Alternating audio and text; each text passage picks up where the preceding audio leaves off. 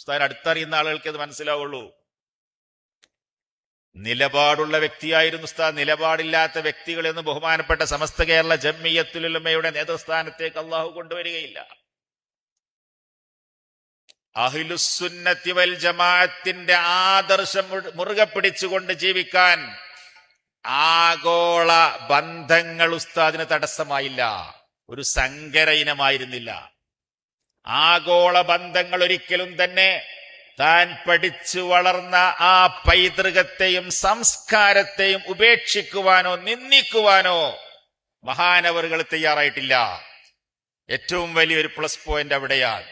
ആഗോളതലത്തിലുള്ള പണ്ഡിതന്മാരുമായിട്ട് ആത്മീയവും അല്ലാത്തതുമായ ബന്ധം സ്ഥാപിക്കാൻ കഴിഞ്ഞപ്പോഴും സ്റ്റേറ്റ് ഹജ്ജ് കമ്മിറ്റിയിലും സെൻട്രൽ ഹജ്ജ് കമ്മിറ്റിയിലും ഒക്കെ തന്നെ നേതൃത്വപരമായ പങ്ക് വഹിച്ചപ്പോഴും തന്റെ വേഷവിധാനങ്ങളിലോ തന്റെ സംസ്കാരത്തിലോ ബഹുമാനപ്പെട്ട സമസ്ത കേരള ജംഇയ്യത്തുൽ ഉലമ ഏതൊക്കെ കാര്യങ്ങളാണോ ഇവിടെ ജനങ്ങളുടെ ഇടയിൽ പ്രചരിപ്പിക്കുന്നത് ആ കാര്യങ്ങൾ മുഴുവനും തന്നെ തന്റെ ജീവിതത്തിൽ പകർത്തി വലിയൊരു ദാക്കിറായിരുന്നു, ആബിദായിരുന്നു ഉസ്താദ് അവറുകള്.